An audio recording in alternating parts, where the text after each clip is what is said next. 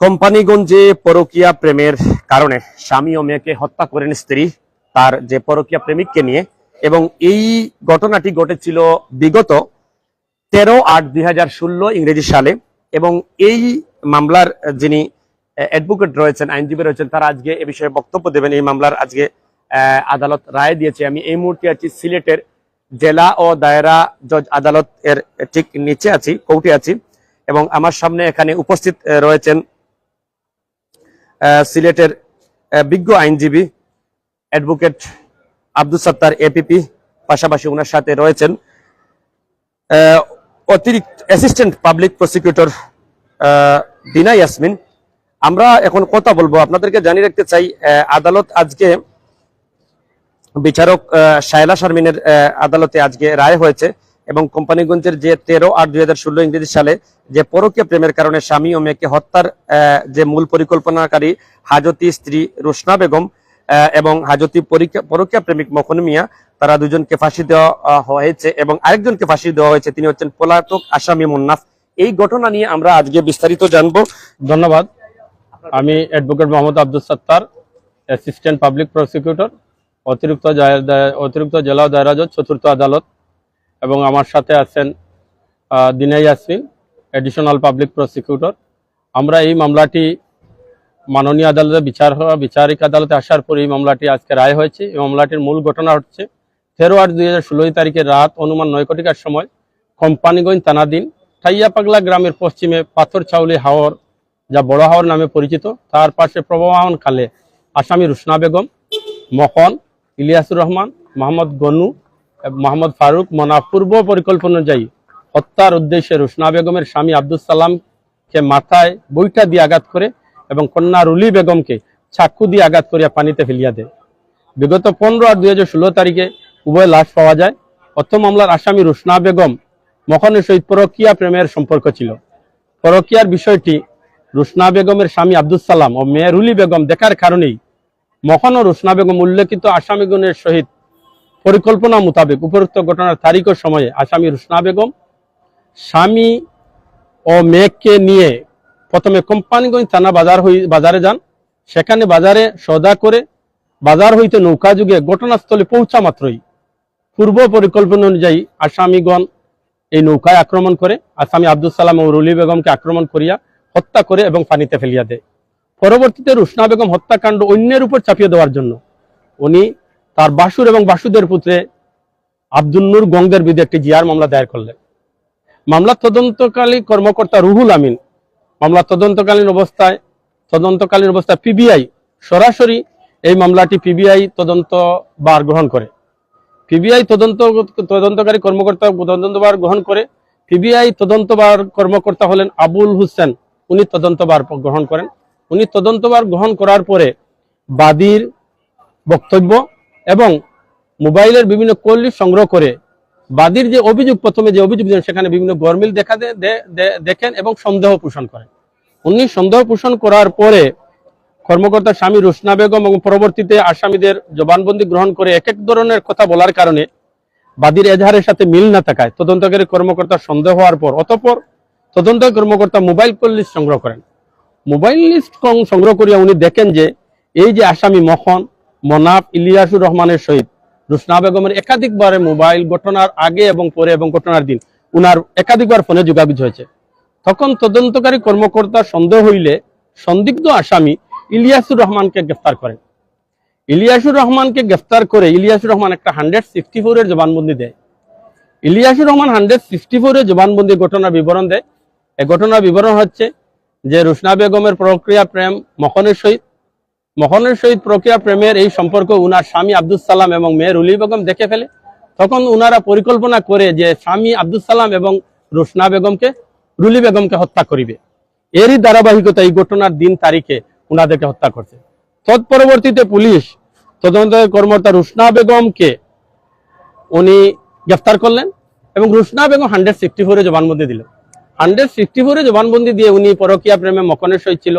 এই মখনের প্রক্রিয়া প্রেম উনার স্বামী আব্দুল সালাম জেনে গেছে এবং উনার মেয়ে রুলি বেগম দেখেছে, যার কারণে উনি পরকীয়া প্রেমিক মখনের সহিত পরামর্শ করে এবং অন্যান্য আসামিদের পরামর্শ করে সিদ্ধান্ত হয় যে যেভাবে হোক উনার স্বামী আব্দুল সালাম এবং রুলি বেগমকে হত্যা করিবে।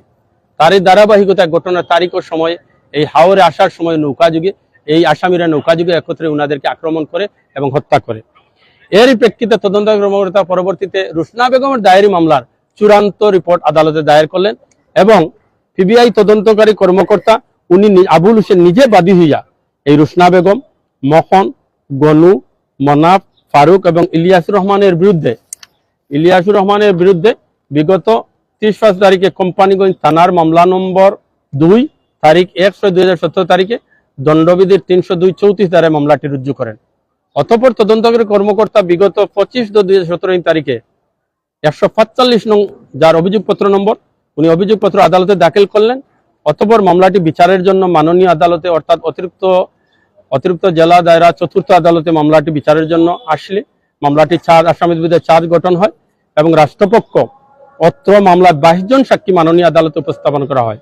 আদালতে সাক্ষীদের জবানবন্দি এবং তৎপরবর্তী যুক্তিতর্ক শুনানি শেষে অদ্য মাননীয় আদালত আজকে রায় প্রদান করেন।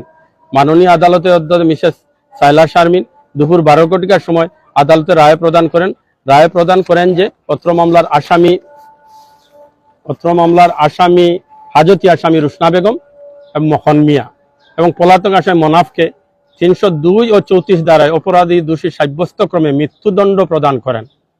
তৎসত্ত্বেও তাদের প্রত্যেককে 20,000 টাকা অর্থদণ্ডে দণ্ডিত করেন এবং আসামি রুশনা বেগমকে পেনাল কোডের 201 ধারায় 5 বছরের সশ্রম কারাদণ্ড এবং 10,000 টাকা অর্থদণ্ড অনাদায়ে আরো 1 বছর সশ্রম কারাদণ্ড প্রদান করেন। হাজতি আসামি রুশনা বেগম মখনকে সাজা পরোয়ানামূলক হাজতে প্রেরণ করেন এবং অপর পলাতক আসামি মনাফকে গ্রেফতারের পর থেকে এই সাজা পরোয়ানা কার্যকর হবে এবং অত্র মামলায় একজন আসামি ইলিয়াসুর রহমান তদন্তকালীন অবস্থায় উনি হাজতে মারা যাওয়ায় চার্জশিটে উনাকে নট সেন্ট আপ করা হয়েছে এবং অপর 2 জন আসামি তাদেরকে যে খালাস দেওয়া হয়েছে এই আসামিগণ হচ্ছেন গনু মিয়া এবং ফারুককে।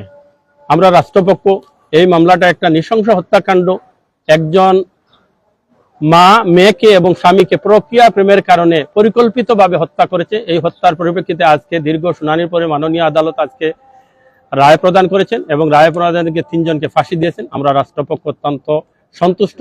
এ ধরনের একটা বিচার হয় সামাজিকভাবে এই যে অবক্ষয় প্রক্রিয়া প্রেম সম্পর্কিত মানুষের মধ্যে অনেকটাই বিষয়টাকে একটা নজিরবিহীন দৃষ্টান্ত স্থাপিত হবে বলে আমরা মনে করি এবং আমরা রাষ্ট্রপক্ষ অত্যন্ত সন্তুষ্ট।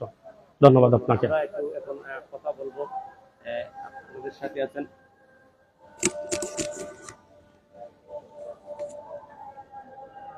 আমরা এখন কথা বলবো। আসলে আমরা কথা শুনছিলাম অ্যাডভোকেট মোহাম্মদ আব্দুল সত্তারের কাছ থেকে এই মামলার রায় নিয়ে সর্বশেষ নিয়ে এবং ঘটনাটি কিভাবে ঘটেছিল সেই সব প্রশ্ন নিয়েছেন। এবার আমরা কথা বলবো অতিরিক্ত পাবলিক প্রসিকিউটর দিনেশ আসবেন। একটু জানতে চাই আজকের এই রায় নিয়ে আপনার কতটুকু সন্তুষ্ট এবং লাইভে অনেকে আছেন তাদের বিষয়ে আপনাদের কি বক্তব্য? এপিপি আব্দুল সালাম তো বিস্তারিতভাবে আপনাকে শোনাইলো এবং আমরা এই দীর্ঘ বিচার প্রক্রিয়া সম্পন্ন করে আজকে যে আমরা রায় পেয়েছি আমরা তাতে সন্তুষ্ট এবং এটা একটা দৃষ্টান্তমূলক রায় হয়েছে এবং যারা প্রক্রিয়ার সাথে জড়িত থাকেন তারা সতর্ক হবেন এবং এই পথে আর যাতে না যায় এই আমরা সন্তুষ্ট আছি।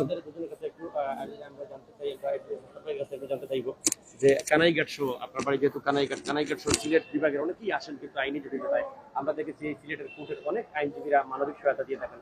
তো আইনের জটিলতা এবং যোগাযোগের জন্য মানুষের কি সাপোর্ট বা সহযোগিতা আপনারা দিয়ে থাকেন সবকিছু একটু বলেন।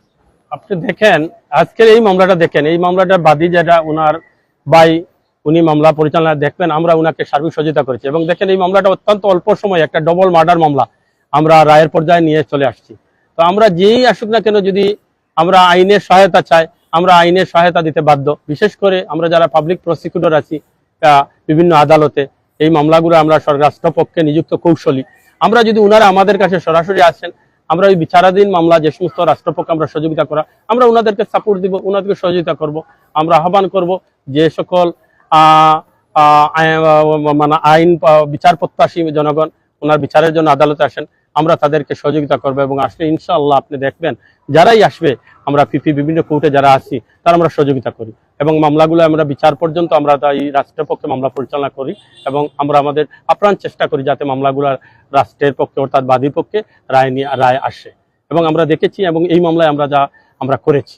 আমি আপনার নাম্বার ক্যাপশনে দিয়ে দিচ্ছি, অনেকে চাইলে আপনার সাথে যোগাযোগ করবে। অবশ্যই আমরা চেষ্টা করব। ধন্যবাদ আপনাকে। নিঃস্ব অসহায় যারা আছেন তাদের তো আমাদের আইনগত সহায়তা দিয়ে আছে, সরকারিভাবে আছে। সেখানে হ্যাঁ, অসহায় বা নিঃস্ব মহিলা যারা আছেন তারা আইনগত সহায়তা আমরা সরকারিভাবে আইন সহায়তা কেন্দ্র আছে।